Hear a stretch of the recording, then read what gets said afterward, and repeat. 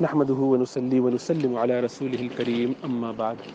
Ramadan is just at the corner, and people must be concerned about their well-being, and especially with regards to how would they cope with long, hot days of Ramadan while fasting, especially healthcare professionals and healthcare assistants, doctors, nurses, and frontliners. There is a concern, especially about those people who will be working and who are still working in intensive care.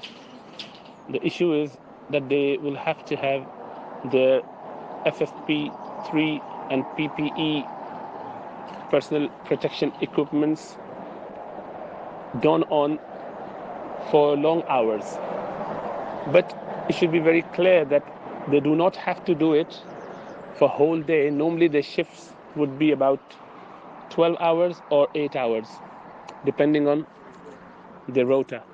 Sometime when they're on the shifts, they will have to go and see the patients directly in intensive care. But half of the staff would not need to go straight to the patient, rather they'll be doing some bits from the outside of the patient's room. Those patients who are intubated, have ventilator on, or on CPAP or BiPAP, other non-invasive ventilation, these patients would be high risk to transmit virus through aerosols, through airdrops.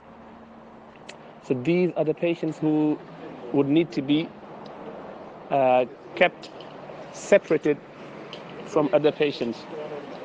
And likewise, the doctors and the nurses and the medical staff would need to be protected from them.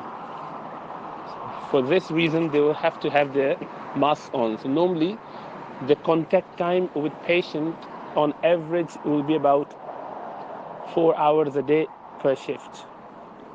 And that's long enough, obviously. But it doesn't have to be all in one go. Many a times they will be in sections. So, for example, a consultant would come and do the ward round starting at 8 o'clock, for example. So he would just finish his ward round by 11ish. So 3 to 4 hours worth of reviews of patient. Then he would come out and sit on the computer, review some blood results and other things. And depending on the size of hospital, most hospitals would have about 10, 12, 15 or 20 patients in intensive care at one time. Now there'll be bigger hospitals, but there'll be more doctors doing the same job, which means that one intensivist, one intensive care doctor, nurse, junior doctor will be reviewing about 8 to 10 to maybe 12 patients. But they would come in and out and review those patients. They might need to do some procedure in the afternoon. So although there is this concern that they will be fasting in Ramadan for longer shift with the protection that would cause them to become dehydrated relatively quickly. So what should they do? They must try to keep themselves hydrated in the evenings. So from Maghrib to next morning, they will have about 6-7 hours, or depending on the timing, maybe 5 to 7 hours. So they should try and drink a glass of water every 15-20 minutes, every half an hour. So they have about 3 liters or so during the night time before they go to bed. That should be the aim. Actually, in Taraweeh, we have a practice of making sure that everyone drinks half a glass of water after every 2 to 4 rakat. And this slow but steady rehydration or drink would keep them much more in control, and they wouldn't need to go to the toilet straight away. We hardly ever need to go until we finish our Taraweeh and witr. So one can take that as their rule of thumb, that from Maghrib to next morning they should have had enough drinks, inshallah ta'ala. Now, having few dates in sahri, in suhoor, is quite useful because that stays in system for a bit longer. Very rich in energy source. So we should try and do that as well, and sunnah as well of Rasulullah sallallahu alaihi wasallam.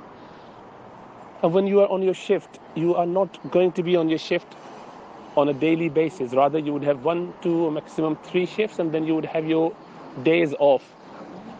No one works for more than 48 hours, and no one works for more than 13 hours one day, and more than 48 hours in a week.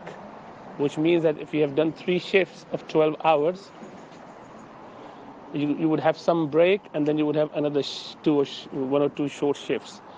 But it's, even if someone is really struggling and they have got extra long hours for whatever reason, then inshallah ta'ala, and they're fasting and they feel that they cannot continue with it, Sharia would consider them to be able to break their fast. So they can break their fast if they are really feeling that they are very tired, and they might make mistakes in patient care, they are going to pass out, then they can break their fast, inshallah ta'ala, without having to be penalized and having to fast 60 fasts as a kafara.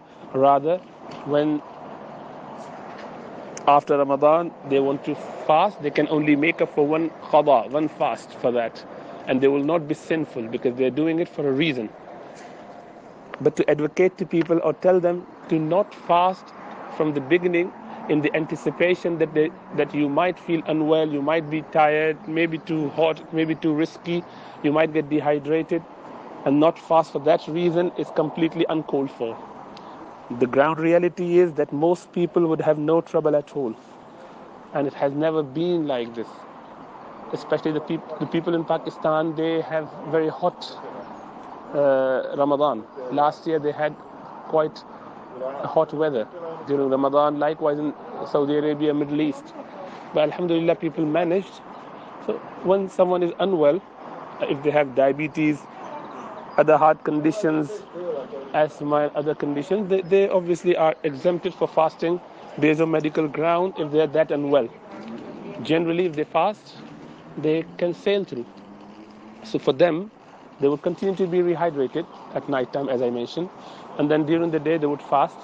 And day one they might feel a bit lightheaded or a bit unwell, but then if they have to break that fast, they can break it. But the next day they can rest, and the following day they start again, because body gets adapted. Over the next few days, body will get adapted to it. And inshallah ta'ala, this time Ramadan is coming over the weekend anyway, so it's be Saturday and Sunday. So even if you have shift, not everyone will have that. So one should try and fast. The bottom line is one should try and fast, and if they really feel unwell during the day, they are allowed to break their fast inshallah ta'ala, and would make up at a later date. However, one cannot plan to not fast in anticipation that they may become very unwell. Maybe they would have a tough time. Maybe they'll be very thirsty. That is not the way of Sharia. That is not advisable, because if you lose out on any fast, no amount of fasting throughout your life would be good enough to compensate for this missed fast in Ramadan. So may Allah give us tawfiq to understand and take the rukhsah, the excuse from Sharia where it is okay, where it is called for, rather than having uncalled for fears and concerns and stop fasting in the fear that I may get dehydrated or unwell. So that's not the way of practicing Muslim, inshallah ta'ala. May Allah give us tawfiq to understand this and continue with our khidmah. And as I said, people do get after 2 days a third day off, or after 3 days 2 days off. So this is how it works. So I would urge our ulama and mufti and karam to do not go beyond the norm of suggesting people otherwise. The normal fatwa should be as it is, that the people continue to fast, and if they are unwell, they can break it, inshallah ta'ala.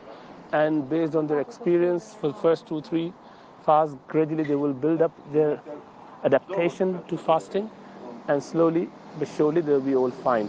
And obviously, if someone continues to get in trouble, they will be exempted from fast based on that. But that is one-off situation here and there, not a general fatwa. May Allah give us tawfiq to understand and act upon Sharia. Assalamu alaikum wa rahmatullahi wa barakatuh.